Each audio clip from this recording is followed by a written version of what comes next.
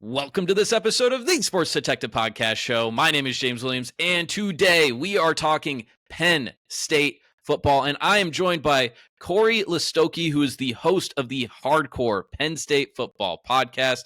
And Corey, I'm doing all my prep for college football, and I'm looking at Penn State, and I'm looking at all of the guys that came back. The weaknesses of this team, they solved the wide receiver problem in the transfer portal. They got Jim Knowles, the defensive coordinator from Ohio State. This is maybe the first year in a very, very long time that they are the, favorite in the Big Ten. This has to be the best chance that Penn State has had to win a national title since like the 90s. Am I right? Yeah, put all of the chips in the table because that's basically what's happened here. Definitely the best chance. Probably at least since 2017, when Penn State really thought they had a good team and somehow managed to collapse on the road in Columbus. But yes, a lot coming back on offense, a lot of young good talent on defense, and then like you mentioned, an upgrade at the defensive coordinator spot with Jim Knowles as well. This is definitely a let's get it done, if not now, then when for Penn State this season. I think that's the conversation that everyone's been having. It's like, hey, if they don't get it done this year, then when is it going to happen? Because in a way, it's kind of similar to what Ohio State had last year, where they had some guys that could have went to the NFL, could have been top 50, top 60 picks in the NFL, opted to come back. Obviously, this team loses Abdul Carter, they lose Tyler Warren. Would you say this is like a title or bust type of year? Yeah, I think there's a lot of comparisons both to the Michigan team 2 years ago and Ohio State team this past year. There were a bunch of guys that decided to come back, both Nick Singleton and Kaytron Allen. If you were to ask Penn State fans probably mid-November, there was rumors that Nick Singleton and Kaytron Allen were both going to go. There was rumors that Singleton was heading to the NFL and Kaytron was heading to the transfer portal. Both decided to come back to Penn State. There was multiple offensive linemen that could have went to the NFL, decided to come back there as well. And then multiple players on defense, especially safety Zakee Wheatley. He could have left. Corner A.J. Harris is also back with his third year now. And then even along the defensive line, Denai Dennis Sutton was somebody who probably would have been selected in the second day of the NFL draft. Defensive tackle Zane Duran as well, deciding to come back for his fourth year. He's a guy who's played on the defensive line since he was a freshman, which is not really heard of very much. So yeah, absolutely a lot is riding on this. And I think the other thing that really kind of gives you that feeling, James, is kind of two things. One, it seems like everybody else is a year away. When you look at Ohio State and they're going to be breaking a new quarterback, they've got a lot of talent. Obviously, they reload every year, but maybe not as much as they typically do with as many players that you just mentioned leaving. Oregon, new quarterback there. They've recruited extremely well, but a lot of their guys, maybe freshman, sophomore, after two amazing recruiting classes, they seem like maybe they're a year away.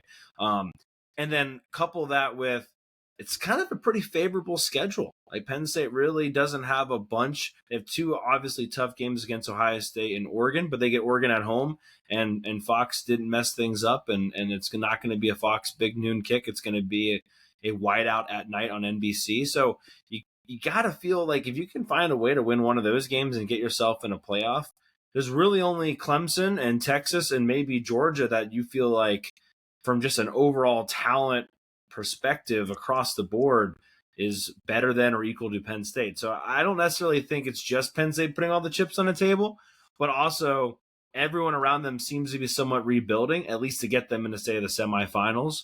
And then their schedule works out pretty nicely. I think Penn State fans would be demoralized if they found a way to lose more than two games. I think that would be heart-crushing. I think if they don't win the Big Ten championship, it'll be a disappointment. That is how highly I think of this Penn State team. Because even if you look at Ohio State, there is a tremendous amount of talent. They maybe have two of the best players in the country, Jeremiah Smith as the wide receiver, Caleb Downs, the safety on that side of the ball. But they're also replacing 2 coordinators. We'll get into Jim Knowles here in a little bit, but Chip Kelly goes off to the NFL. They're going to be having a very young quarterback that they're breaking in there. Oregon also breaking in a new quarterback. Michigan's going to be starting a true freshman quarterback. Right. So you just look around the entire Big Ten. If I'm Penn State, I'm not too worried about Illinois or Indiana or the potential of what Nebraska's to be. So I think if they don't win the Big Ten title, it's a massive disappointment. I kind of want to switch gears here a little bit now, and I want to talk about some of the players on this team. And a guy that you didn't mention that decided to come back is the quarterback, Drew Aller. Now, it's maybe kind of like up in the air. If he were to have left for the NFL, would he have, been a top 5 pick, top 10 pick, first round pick? Right. I'm of the belief that probably some team would have just talked themselves into drafting him very, very high. If I see Jackson Dart and Tyler Shuck getting taken, Exactly. in the high second round, late first round, I'd feel pretty confident of Drew Aller also being taken that high. But I look at the course of his career, I feel a lot better about him this time this year than I did last year. He definitely took a step in the right direction under Andy Kotelnicki, the new offensive coordinator that you guys got from Kansas. Is it fair for me and other people to believe that he is going to be taking another leap and then he will be one of the premier college football quarterbacks this season? Yeah, and I kind of agree with you, right? Like he could have got drafted, and I mean, just remember Christian Hackenberg got drafted in the second round, even though he didn't necessarily light up the scoreboard his last year at Penn State. So yes, the NFL likes to draft people on just straight up crazy crazy statistics and crazy tangibles, and Drew Aller had that, so he probably would have got drafted even in the first or second round just based off of his arm strength and stature alone. But yeah, he had some work to do, right? I mean, his first year as a starter, under 60% completion. He threw 25 touchdowns and only 2 picks, but he really didn't push the ball down the field. His yards per attempt were pretty low, pretty conservative with the football. Then last year did take a step, right? Did increase his completion percentage all the way up to 66%. Increased his overall yards by 700 yards. Did throw 6 more interceptions, but I think most Penn State fans would be okay with that, given that he seemed to be a little bit more comfortable, seemed to be a little bit more aggressive, and seemed to have a little bit more confidence, quite frankly. As far as taking the next step, right, I think there's probably a couple of things that Penn State has now done to set him up for success. One, they're going to probably have their best offensive line that James Franklin's ever had at Penn State. Number 2, it's a second year with Andy Kotelnicki, which will now be the first time Drew Aller's had the same offense coordinator as a starter for 2 years. And then probably the most important thing, which I'm sure we'll talk about, is they actually surrounded Drew Aller with probably the best weapons they could have. They went out and got 3 wide receivers in the transfer portal. I don't think any of those 3 guys are first-round talent, but go back and watch some of the games against Ohio State. Go watch some of the games against Oregon. People weren't getting open. Here, I'll add this stat real fast. In the 3 games that Penn State lost last year to Ohio State, to Oregon, and Notre Dame, Penn State wide receivers only caught 8 passes total. Yeah, I know the stat that everyone was talking about, no catches in the Notre Dame game, but just the Oregon and Ohio State games and Notre Dame, 8 passes total. So upgrading that is insanely important for Penn State. Yeah, even just going from a C to a B or a D to a C, whatever grade you want to give them, could that have been enough to beat Notre Dame? And I know Ohio State was on a tear. It would have been. Year. It would have been because they played really well in the first half, and if you just have another guy that's out there that can catch, maybe 5 passes for 40 yards, that could be the difference. And even the Ohio State game, right? You go back and look at that game. They were bracketing Tyler Warren. They were putting Caleb Downs, who I do think is the best defensive player in the country, on him. Nobody else could win a one-on-one matchup. In fact, Trey Wallace literally had a ball hit off his hands and his face mask and then got intercepted in the end zone. That was a perfectly thrown football by Drew Aller. So just those small moments where you're like, man, if you just would have caught the football, like the ball was just there for you. If you just catch it, you're in the right position. If you just catch it, things could look a lot differently for Penn State. So I think all of that, like, yes, Drew Aller is going to take a step in the positive direction this year. I think people maybe need to kind of curb their enthusiasm as far as Heisman conversations. If Drew Aller's in the Heisman conversation, something terrible happened to Nick Singleton and Katron Allen. Like this is going to be a running team. This is going to be a team that is going to try to think Michigan when Jim Harbaugh was there, crush your soul internally, and then play very good defense. All they need is just the ability to threaten down the field, and then they're going to stick to running the football heavily. If Drew Aller is in the Heisman conversation, like I said, something very terribly has happened to the two running backs that Penn State's going to, lean on heavily this season. Or it would be a year where it's like we just have a really weak class, and it's like, hey, this to be very bad. This guy is the best quarterback on the best team. It would have to be something like that, because you're right. That is how this Penn State team is built. They are built through the offensive line. Tyler Warren was obviously, a first-round pick in the NFL draft, one of the best players in college football last year. But Penn State is one of those universities that is able to churn out NFL tight ends almost every single year. Who are these guys that are going to be replacing Tyler Warren this year? Because I do think you're going to be having a lot of 12 personnel. Who are these guys, for maybe people that don't know, Penn State's roster in and out? Yeah, I mean, the Tyler Warren obviously was fantastic. I don't think anyone's going to forget the USC game anytime soon. Very good, and kind of was a safety blanket for Drew Aller. I think actually wide receiver Kyron Hudson could be sort of that kind of jump ball safety blanket for Drew Aller this year. But as far as the tight ends go, I mean, look, no disrespect to Iowa, no disrespect to Notre Dame, but at the end of this decade, it's going to be very hard for anyone to sort of refute that Penn State is the new tight end because the engine is cranking and tight ends are being produced at a high level at Penn State right now. Obviously, Pat Freiermuth, Mike Gesicki, Theo Johnson, and Tyler Warren and Brenton Strange are all in the NFL. But there's still more coming. Khalil Dinkins is the next one. One thing, we were talking a little bit before the show started about, the coaching staff and some of the things that they do. One thing, if you watch Penn State pressers, James Franklin will tell you who's impressing him just by the sheer number of times he mentions him. Khalil Dinkins has been around for a while. He's sort of waited his turn. He came in as not such a great blocker, and now I would say he's actually probably the best blocking tight end on the team, which will give him just more time on the field. He was also somebody that Drew Aller relied on heavily on fourth down to go make a play. He actually targeted Khalil Dinkins on a fourth down in the end zone against Ohio State. It was incomplete, but that's who he went to after Warren was covered up. So Khalil Dinkins, most likely number one. He's been around the longest. He's earned his keep, and he's also very, very good. And then the coaching staff has raved about him.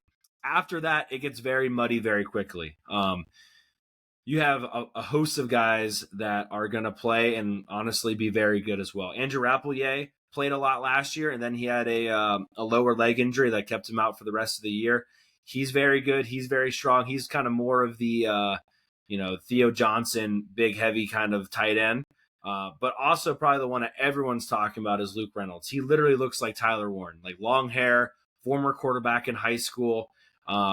He's probably, as far as like who could be the next first round pick, Luke Reynolds probably has the most overall talent as far as speed, blocking, size, and he's already made a lot of really nice catches in his freshman year last year.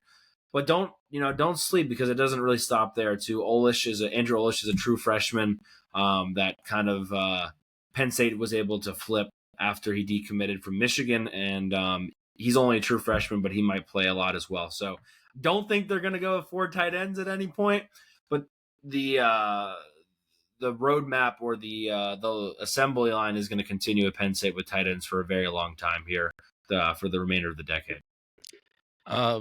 Last year after the Ohio State game, James Franklin had a pretty public interaction with a fan after the game where he's, arguing with somebody in the bleachers. And, I did a video about that, reacting to it. And a lot of Penn State fans seem to, really more side with the fan than necessarily they did James Franklin. James Franklin is, his time at Penn State is more of the bridesmaid, never really the bride. Yeah. Has been just incredibly consistent. Lost to Ohio State 8 straight times, only beat Ohio State one time in his tenure here. How is the fan base, really feeling about James Franklin right now? Because obviously we've been talking, how this team, is primed to, compete for a national title, but it does feel like, if maybe midway through the year, if you were finishing that Ohio State game and you lose to Oregon, then you lose to Ohio State, this fan base might be ready to revolt. Yeah, I'll break that up into a couple parts. Like James Okay. Franklin, yeah, has to do better as far as not doing what he does as far as interacting with fans. Now, there was an interaction actually at the blue and white game this past spring as well. I do think there's kind of two sides of it. Like one, I honestly have no problem with James Franklin, especially at a blue and white game, telling fans that are kind of chirping at him to get lost. Usually, James Franklin, I think, kind of handles it hysterically. Like he invites them to come down now and introduce themselves, and he's like, "Give me your name, and we can have a conversation about it instead of you just chirping." I think It's that's like one Kevin way to Durant on maybe, Twitter. yeah, like, hey, yeah, tell me who you are and own up to what you're saying. Don't just chirp from the back. At the same time, though, realistically, you're the head coach of Penn State. You can't be muddying the water with silly things like that. I was in school when the very first incident happened after the 4th and 5 against Ohio State. The person he yelled at, the student he yelled at, I actually knew very well. So, very well aware of the James Franklin stuff. I think most Penn State fans understand how difficult it is to win a national championship. Penn State hasn't won one since 1986. Now they went undefeated in 1994, and that's a rough subject for a lot of Penn State fans. But it's hard to win a national championship. Not only have you have to be the best team, but you have to get lucky and you have to make sure you stay injury free. So there's a lot of great teams out there that never won a national championship just because the ball didn't bounce their way or one or two key players got hurt. So it's not a guarantee just because you have a good team. In fact, I always try to tell Penn State fans, like, we have a very good team this year. Ohio State has had a very good team for 10 years. And look how many national championships they have. So it's just because you have a very good team doesn't mean you're owed anything. Like you still have to go earn it on the field.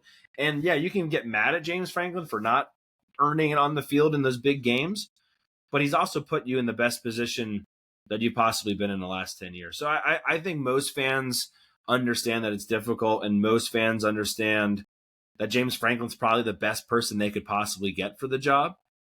Franklin's even said that. He's like, look, a lot of other places, a lot of other coaches would have left a long time ago because of the lack of alignment from the top down.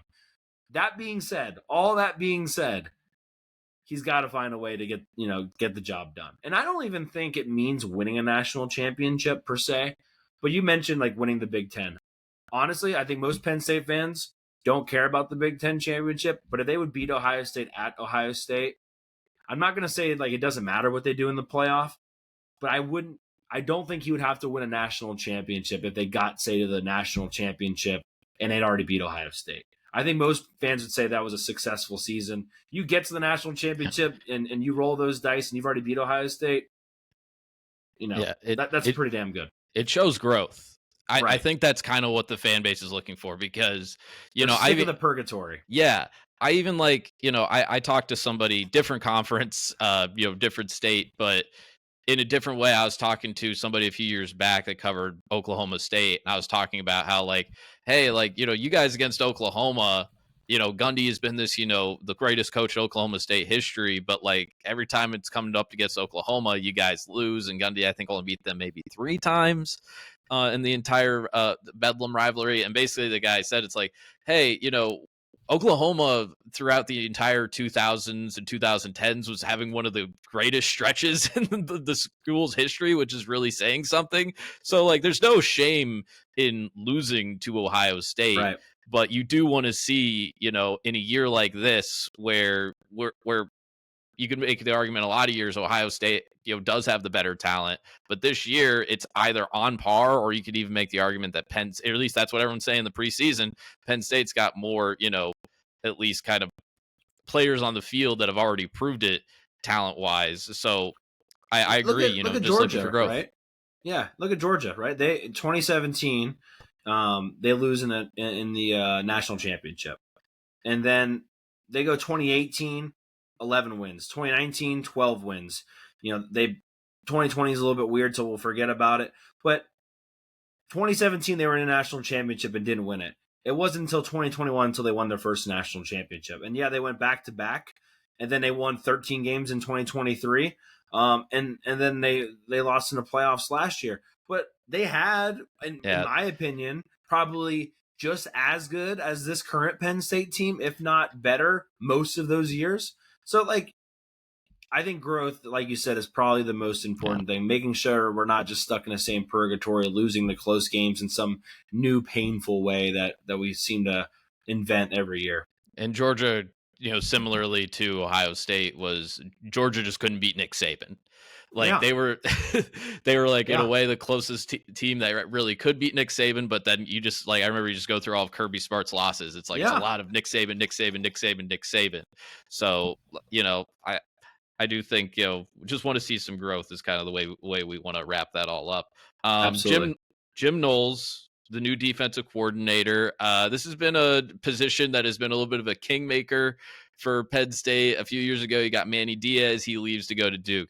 You got Tom Allen last year, who was really good. Now he's off to Clemson. Penn State goes ahead and takes Jim Knowles, makes him the highest defensive coordinator in college football history. Right.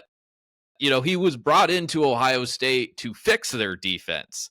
This Penn State defense has already been, incredibly productive, for several years now. What was he brought in here to do other than, just, kind of keep the train on the tracks? Beat Ohio State, just to be completely honest with you. I mean, okay. Penn State, as long as James Franklin's been there, has always been very defensive centric. I mean, regardless if it was Brent Pry, Manny Diaz, Tom Allen, they've had top 5 defenses with all 3 of those coordinators. So they always have been focused on the defense. They're always going to have a good defense. But they haven't been able to get over the hump. There's been a couple drives against Ohio State, a couple drives against Michigan that things didn't just go their way. Jim Knowles was brought in to just take them one rung higher to get the job accomplished. It's not so much that things had to be changed. Jim Knowles even mentioned this. I mean, he said, yeah, when I came in here, instead of completely tearing everything out, it was a different strategy. He was able to kind of leave what we had and then start introducing his methods and his terminology into something that was already half baked. So it wasn't a complete start over for Penn State, like you mentioned, which I think has helped Jim Knowles get more of his defense actually in already and get it adopted sooner because he doesn't have to start from scratch. So I think, not having to worry about setting the culture and getting right to the X and O's is really going to help Jim Knowles. And also he's done this multiple times now. I think he mentioned it during the Big Ten Media Day that, he's had a lot of practice now at making teams adopt and getting it to go because he didn't do it quickly at Ohio State. I expected to be a quicker transition with Penn State for those specific reasons. But no, it's to beat Ohio State. And a reminder, he went up against Andy Kotelnicki not just this past year, but also when they were in the Big 12, when Andy was over there at Kansas. So they've played and coached against each other multiple times. And Jim Knowles has provided the scouting report, not just on Andy Kotelnicki, but he's also given the scouting report to Drew Aller and exactly what they were thinking and exactly what they wanted to do and exactly kind of what they thought their strengths and weaknesses were, not just as an offense, but also for Drew Aller. So those things, I mean, that's invaluable, right? You can't really put a price tag on getting that information, and hopefully it improves the offense and Drew Aller as well.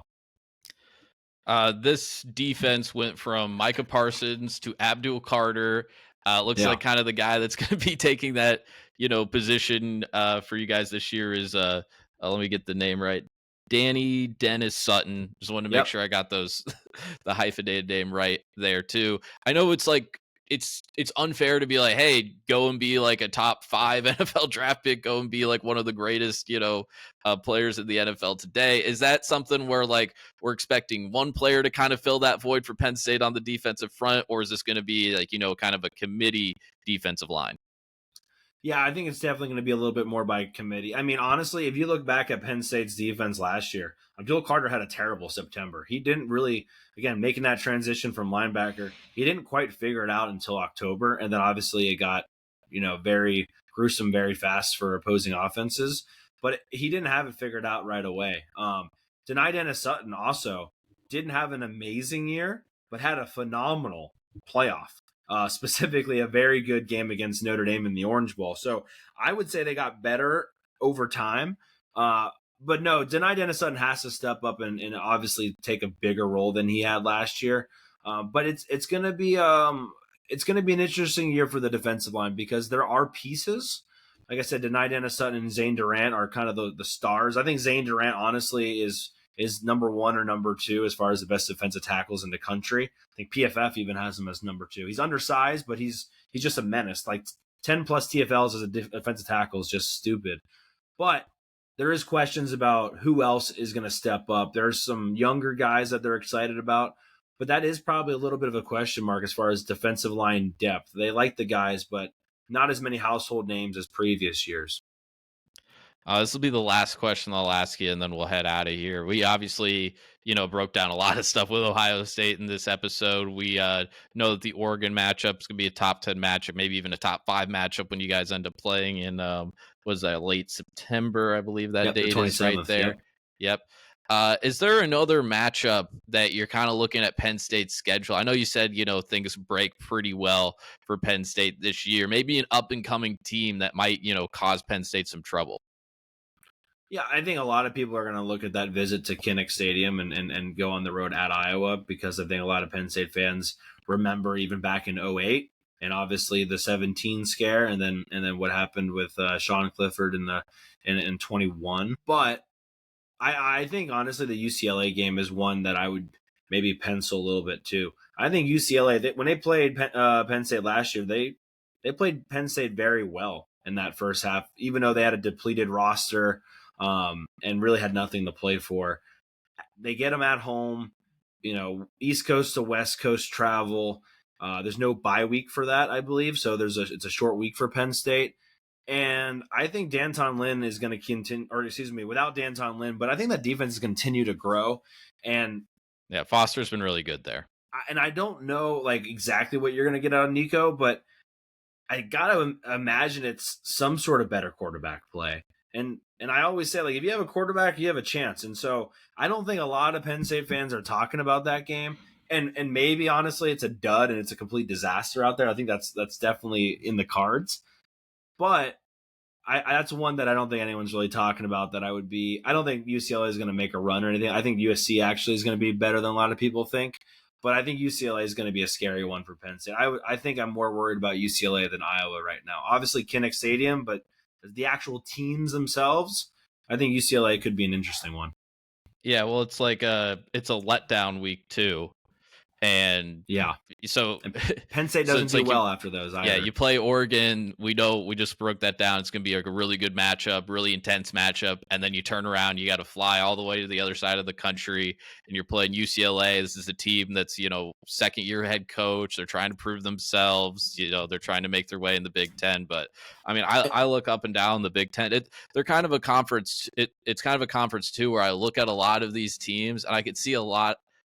Because it's kind of like with a lot of the programs, it's a lot of second or third year coaches, and that have been kind of growing, developing talent, and you're kind of looking at a lot of them, like Michigan State. Like I think they could have some growth this year. Nebraska, 5-star Dylan Raiola. I think he'll be a lot better this year. I think Nebraska could take a step forward. Indiana, maybe they don't go 11-1 and go to the playoff this year, but I still think they'll be a very tough matchup. So I think Indiana's going to be better than people think too. Yeah. I would say this too about like just if you go back and look at Penn State under James Franklin, like they've done terrible after losses typically. Like even back to 2018, like they lost to Ohio State, then they came back home and they lost to a not so good Michigan State team. There's a lot of those games if you go back and look.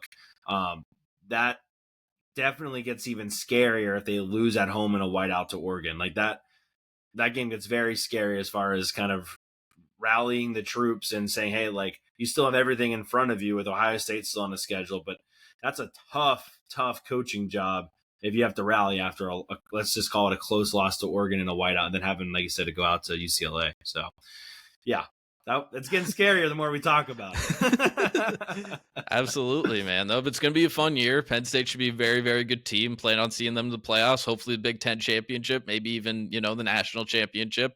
Looking forward to it, man. Corey, do you want to tell us where we can find all of your content, and then we'll head out of here?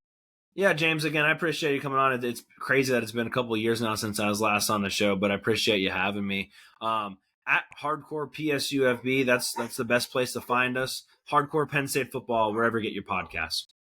Absolutely. We'll have the link to your guys' show in the description below. Thank you guys out there for watching. Make sure you hit like, hit subscribe, leave a comment what you think Penn State's going to do this year. Comments on the video, comments on our opinions here. And, feel free to check out the channel here. We've been doing a lot of football previews here in August. You brought up USC just a few minutes ago. We did a USC preview like this, last week. And, after doing all my USC prep, they're all hyped up over there, and they think they're going to the playoffs. So it's going to be a very fun year of college football. Yeah, they'll be good. Let's calm down a little bit. Yeah, we'll see. We'll see. That's what's fun about football. We get to find out. Everyone's happy this time of year, right? Exactly. It's my favorite time of year. But yeah, make sure you guys check all that stuff out, and we'll talk to you next time. Thank you for watching.